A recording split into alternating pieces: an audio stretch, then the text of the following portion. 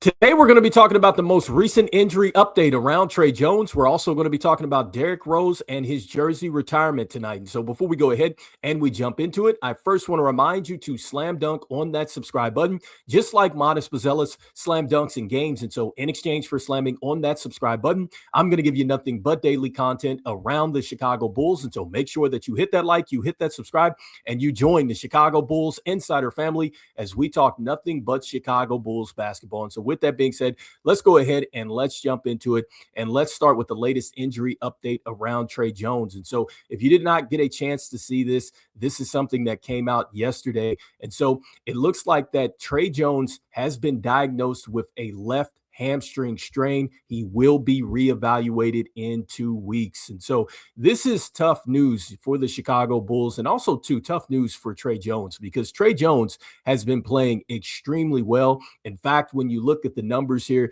you will see from a scoring standpoint, he is almost topping his best career scoring year in the NBA, because in 22-23, 12.9 points, this year 12.4. And so I think that he has a chance to increase there. Then when you look at the steals, he has been spectacular for the Chicago Bulls and one of the top here in the NBA as far as getting steals. And so 1.3 this season. And then with the assists, it's right up there with his career best. And so he's at 5.8 assists. You see that the free throw percentage has been there at 84.8. The 3-point percentage down a little bit, but still, it's the timely three-pointers from Tre Jones. And so I don't worry about the numbers there. He's going to be just fine as the season goes along. And then look at the field goal percentage, also one of his best this season at 55%. So look, Tre Jones has been really spectacular for the Chicago Bulls on both ends of the floor. And I just love his basketball IQ. I continue to say that I think that Tre Jones, when we look back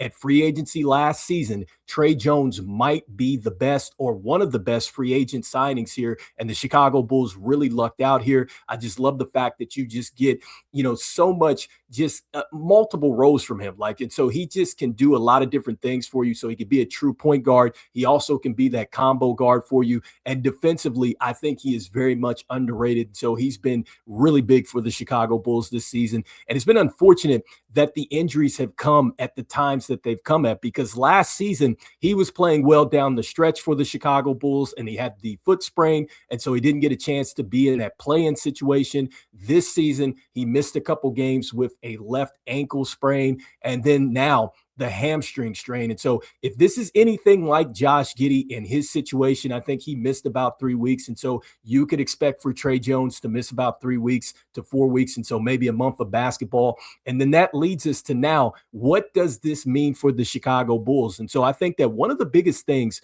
around the Chicago Bulls, as far as the question, is the what if. And the what if players have been healthy this whole entire time, right? Because right now the Bulls are exactly where they have been over the last couple seasons. But you wonder if this team could just be healthy, right? If they had Zach Collins, if they had, Tre Jones, if they had Josh Giddey, they had the players that have been banged up this season out there, would this team be in a different position? And so that what if is something that is going to carry over into the offseason, no matter what happens at the end of this season. And then you just wonder, from a what if standpoint, can you get people to step up and carry the load and take this team, to the next level? And so Josh Giddey, he looked fantastic in his return back off the bench. And so I wonder now, does Billy Donovan go ahead and increase his role? I know, it was his first game back, but now with Tre Jones out, do you go ahead and throw him into the starting lineup and let him go from there? Also, too, Kobe White, we've been talking about it. He's been heating up. He's starting to feel it. It looks like that he's starting to finally overcome those calf injuries and things like that. So hopefully he can get into a good rhythm and continue to help out the team. And then next, the question around Modest Bazelis. Look, Modest Bazelis, I think, has really shown, a step here in year number 2. I know it hasn't been anything that you say, okay, he's the most improved player, but as far as just taking a look at his numbers from year 1 to year 2, there is absolute growth there. This is a player that is averaging 15 plus, I think, as far as the points. And then also, too, you are seeing that he is very comfortable as far as being a slasher, getting to his left hand. He's shooting that 3 ball with confidence. I think at some point, once he learns how to draw fouls utilize that mid-range, he's going to be even better. And I think defensively, if he can start to get into the passing lane and get passing lanes and get steals and things like that, that is going to help his numbers as far as offensively. Defensively, he continues to grow with the block shots and everything else. And so I think that he's going to get even better here. But you wonder who else is going to step up, because Tre Jones has played some great basketball for this team. And then next, going into the trade deadline, right? We have like all these big questions of just what are the Chicago Bulls going to do? Are they going to take advantage of the fact that they have these expiring contracts? Are you going to take advantage of the fact that you have players on contract, and their team-friendly deals? And so for me, here's my thing and my stance with this. I think that no matter what happens going into the trade deadline with the injuries and everything else, the Chicago Bulls really should not let that stop them from making moves. I think that the Chicago Bulls have had enough time to really evaluate what they need to right now with this roster. And I also think that they have got enough phone calls coming in. I know we're not in the front office and everything else, and so we don't know exactly, what's what as far as what teams have called and stuff like that. But there's certainly a lot of trade rumor noise around the Chicago Bulls. And so I do believe that there has to be a lot of teams that are interested here in the Chicago Bulls and the pieces that they have. And I just think that, look, when you look at a guy like Tre Jones, he might still be a guy that could be on the move, even being injured, because, it's something that he's certainly going to come back from this season. And let me be clear, I'm not saying that I want to see Tre Jones traded. I'm not saying that I'd like to see Kobe or Ayo of any of these guys traded. But the fact of the matter is the Bulls will have to do something if they want to become more than what they've already, kind of shown us. And I just think that the Bulls at some point have to say to themselves that, look, if we continue to do what we've always done, we're going to always get what we've always gotten. And is it enough? And the answer to that is it is not. You want this team to get back into not just making an appearance into the playoffs, but really competing to go deep and hopefully getting back, to a championship status. And that means taking advantage of these contracts and things like that. And, you're going to start to hear some noise around players that are under contract, again, just kind of looking at the Tre Jones situation, because look, he's under a terrific team-friendly contract with that club option there.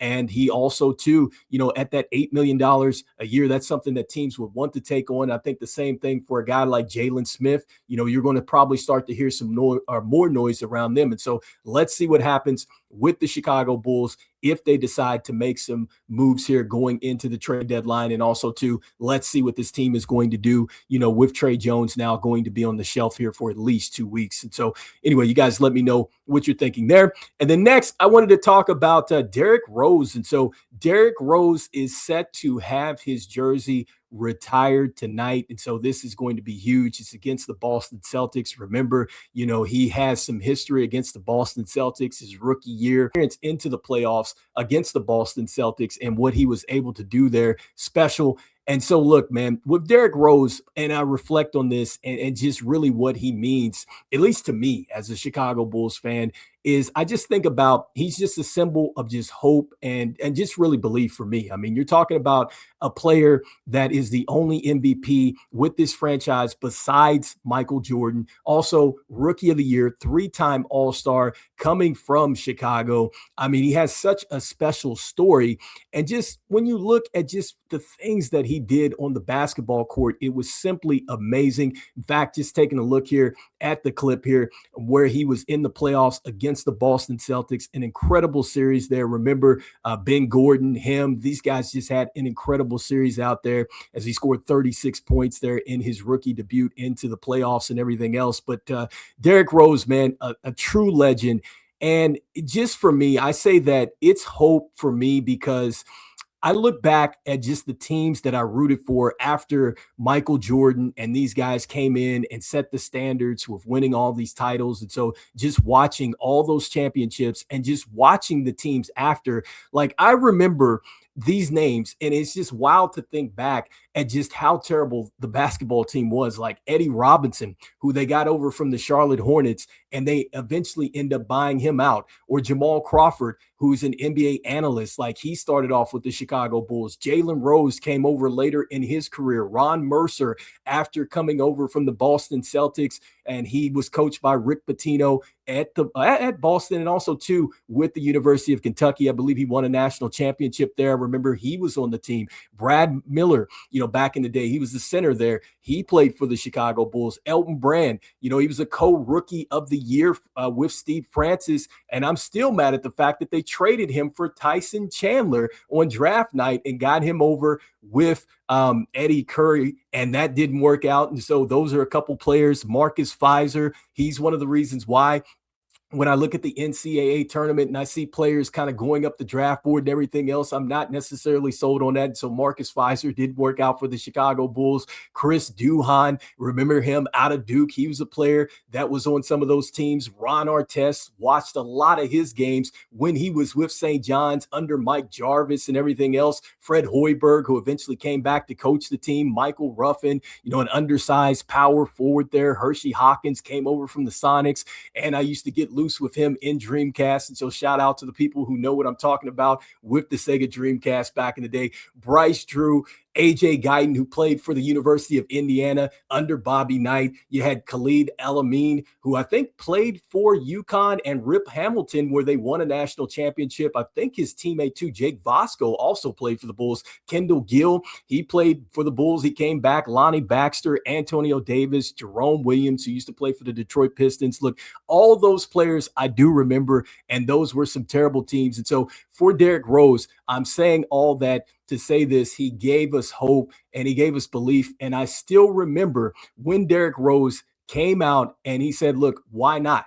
I love that speech to this day where he talks about why can he not be the MVP, where he talks about, how he feels confidence. And he's like, why can't I be the best player in the league? I don't see why not. I never will forget that. And so hope, belief that he gave us, as fans, that it was possible that this team could maybe win a championship after seeing all those great seasons with Michael Jordan and Scottie Pippen and everything else I just talked about. Really just, the tough times as a Chicago Bulls fan and everything else. And by the way, make sure you pick up his book. It was a terrific read, by the way. If you want to read about his story, it's incredible. So anyway, that is my spiel with Derrick Rose, and I'm looking forward to just really seeing him, again, getting his jersey retired. I think that the only regret that I have with Derrick Rose in that situation is just the fact that he is not, or he didn't retire as a Chicago Bull. But still, the fact that he is going to get his jersey retired, well-deserved. And this is why, you have to believe in the Chicago Bulls, because at some point in time, they are going to turn things around just like they turned things around, before he got there. Because, yes, it was him, and I get it. He was, obviously the pick that we got there, number one and everything else. But still, you had, Luol Deng. You still had Joakim Noah. We still, had a lot of other players that we drafted to go along with that. Kirk Heinrich as well. These players that came in, and also too with Derrick Rose, were able to just turn this thing around. And so I do think that the Bulls at some point figure it out. And this is why I'm saying the Bulls just can't stand still at this upcoming NBA trade deadline. But anyway, you guys let me know in the comments here what you guys are thinking. What is your biggest takeaway from Derrick Rose? Again, mine's is just hope and belief that he gave us as fans. And so just looking forward to seeing his jersey retired. And then as far as this news with Tre Jones, and so let me know how you guys are feeling about Tre Jones. Can this team hold on? Can they improve without Tre Jones? Because he's been great, and I know injuries are part of the NBA. In fact, yesterday we saw that, or if you got a chance to see the Milwaukee Bucks game, you see that Giannis went down, and it looks like that it could be possible calf strains for him, or re-injuring, the calves and getting calf strains, because I think he had some earlier. So look, injuries do happen, with the Chicago Bulls. It's happened at tough times. This team's coming off of 3 straight wins. And so this is going to be a show me game against the Boston Celtics. They did not get the job done against Boston last time, as they lost 115-101. But this is the time for the Bulls to step up during a tough situation. Can they do it? And like I said before, the Bulls cannot afford to stand still, I think, at the trade deadline. And so if you have a chance to go out and get, a Johan Beranger, or you can go out and get your Eve Missy, obviously at the right price, then I think that the Bulls will have to do it. But you guys let me know in the comments what you guys are thinking. And look, as we always say, go Bulls, and I will see you guys on the next one. All right, peace.